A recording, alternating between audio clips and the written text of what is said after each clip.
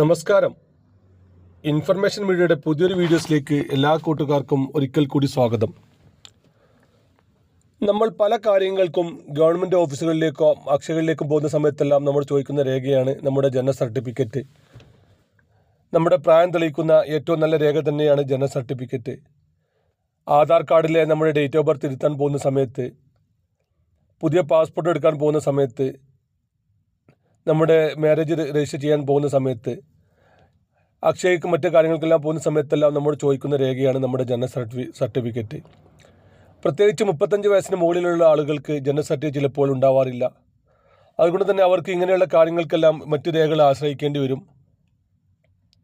എന്നാൽ പല കാര്യങ്ങൾക്കും ഇപ്പോൾ ജനന സർട്ടിഫിക്കറ്റ് കേന്ദ്ര സർക്കാർ നിർബന്ധമാക്കിയിരിക്കുകയാണ്.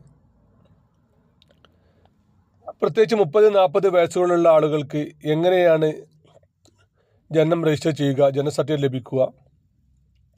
അതുപോലെ തന്നെ മറ്റാളുകൾക്ക്, ചില ആളുകൾക്കെല്ലാം ജനന സർട്ടിഫിക്കറ്റ് മുമ്പുണ്ടായിരുന്നു, പിന്നീട് അത് കാലപ്പഴക്കം കൊണ്ട് നശിച്ചു പോയി. അങ്ങനെയുള്ള ആളുകൾക്ക് നെറ്റിൽ നിന്നും ഫ്രീ ആയി എങ്ങനെ ഡൗൺലോഡ് ചെയ്യാം. ഇതുവരെയും ജനനം രജിസ്റ്റർ ചെയ്യാത്ത ആളുകൾക്ക്, മാതാപിതാക്കൾ ചിലപ്പോൾ ജീവിച്ചിരിപ്പുണ്ടാകില്ല, അങ്ങനെയുള്ള ആളുകൾക്ക് എങ്ങനെയാണ് ജനനം പഞ്ചായത്തിൽ രജിസ്റ്റർ ചെയ്യുക എന്നീ കാര്യങ്ങളെക്കുറിച്ചെല്ലാം വളരെ വിശദമായി നോക്കാം. അതിനു മുന്നോടിയായി ഇൻഫർമേഷൻ മീഡിയയുടെ വീഡിയോസ് നിങ്ങൾ ആദ്യമായിട്ടാണ് കാണുന്നതെങ്കിൽ ചാനൽ സബ്സ്ക്രൈബ് ചെയ്യാൻ മറക്കരുത്. നമ്മുടെ ചാനൽ ഒരു തരത്തിലുള്ള മതപരമായ കാര്യങ്ങളോ രാഷ്ട്രീയപരമായ കാര്യങ്ങളോ വരുന്നതല്ല. ഗവൺമെൻറ്റിൽ നിന്ന് ലഭിക്കുന്ന സേവനങ്ങൾ, ആനുകൂല്യങ്ങൾ, അറിയിപ്പുകൾ എന്നിവയെക്കുറിച്ച് മാത്രമായിരിക്കും വീഡിയോസുകൾ വരുന്നത്.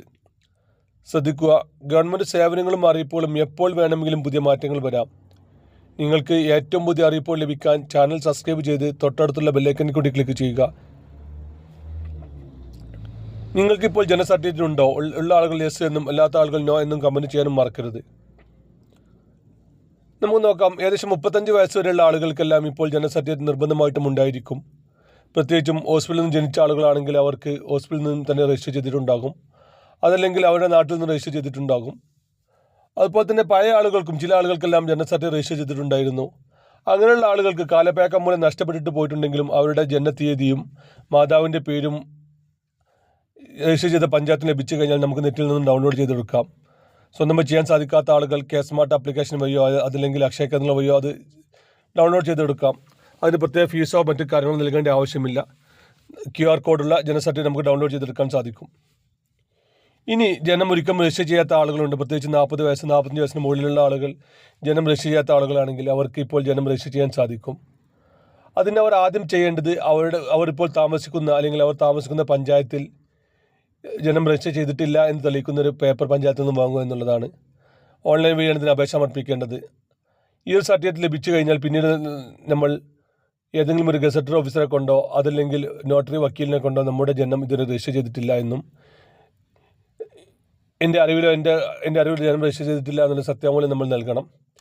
ഈ 2 പേപ്പറുകളും അതുപോലെ തന്നെ നമ്മുടെ മാതാവിനും പിതാവിനും ഉണ്ടായ മറ്റു കുട്ടികളുടെ പേര്, ജനതീയതി എന്നിവയെല്ലാം ചേർത്ത് നമുക്ക് പുതിയൊരു അപേക്ഷ നമുക്ക് പഞ്ചായത്തിൽ കൊടുക്കാൻ സാധിക്കും. ആ ഒരു അപേക്ഷ നമ്മൾ ഓൺലൈൻ അക്ഷയ കേന്ദ്രങ്ങൾ വഴിയാണ് നമുക്ക് അപേക്ഷ സമർപ്പിക്കേണ്ടത്. അങ്ങനെ നമ്മൾ ഈ രേഖകളെല്ലാം വെച്ച് നമ്മൾ അപേക്ഷ കൊടുക്കുകയാണെങ്കിൽ നമുക്ക് 45 ദിവസം മുതൽ 60 ദിവസത്തിനകം തന്നെ നമ്മുടെ ജനം രജിസ്റ്റർ ചെയ്ത് ലഭിക്കുന്നതാണ്. ഇനി നിങ്ങൾക്ക് ഇങ്ങനെയുള്ള സഹായങ്ങൾ നിങ്ങൾക്ക് ആവശ്യമുണ്ടെങ്കിൽ നിങ്ങൾക്ക് അക്ഷയ കേന്ദ്രങ്ങളിൽ പോകുമ്പോൾ എന്തെല്ലാം രേഖകളാണ് കൊണ്ടുപോകേണ്ടത്, അതല്ലെങ്കിൽ നിങ്ങൾക്ക് പഞ്ചായത്തിലേക്ക് പോകുമ്പോൾ എന്തെല്ലാം രേഖകൾ കൊണ്ടുപോകണം, എങ്ങനെയാണ് ഗസറ്റഡ് ഓഫീസറെ കൊണ്ട് സാക്ഷ്യപ്പെടുത്തുക ഇങ്ങനെയുള്ള കാര്യങ്ങൾക്കെല്ലാം നമ്മുടെ വാട്സപ്പിൽ ബന്ധപ്പെടാൻ സാധിക്കും. നിങ്ങൾ നമ്മുടെ ചാനൽ ആദ്യം ഒന്ന് സബ്സ്ക്രൈബ് ചെയ്യുക. തൊട്ടടുത്ത് കാണുന്ന ജോയിൻ ബട്ടൺ ക്ലിക്ക് ചെയ്ത് കഴിഞ്ഞാൽ നമ്മുടെ വാട്സപ്പ് നമ്പർ ലഭിക്കും. അതിന് മാസം 29 രൂപയാണ് നമ്മൾ ഈടാക്കുന്നത്. അങ്ങനെ നിങ്ങൾക്ക് വാട്സപ്പ് നമ്പർ ലഭിച്ചു കഴിഞ്ഞാൽ ഇങ്ങനെയുള്ള കാര്യങ്ങൾക്കെല്ലാം നമ്മൾ നിങ്ങളെ സഹായിക്കുന്നതാണ്. അക്ഷയ കേന്ദ്രങ്ങളിൽ പോകുമ്പോൾ നിങ്ങൾക്ക് ഇന്ന രേഖകൾ ഹാജരാക്കേണ്ടി വരും. അങ്ങനെയുള്ള കാര്യങ്ങളെല്ലാം നമ്മുടെ വാട്സപ്പിൽ നിങ്ങൾക്ക് മറുപടി നൽകുന്നതാണ്. വീഡിയോ ഇഷ്ടപ്പെട്ടെന്ന് കരുതുന്നു. ഇതുപോലത്തെ ചെറിയ ഇൻഫർമേഷൻ വീഡിയോകൾക്ക് വേണ്ടി ചാനൽ സബ്സ്ക്രൈബ് ചെയ്ത് കൂട്ടുകാരിലേക്ക് ഷെയർ ചെയ്ത് കൊടുക്കുക.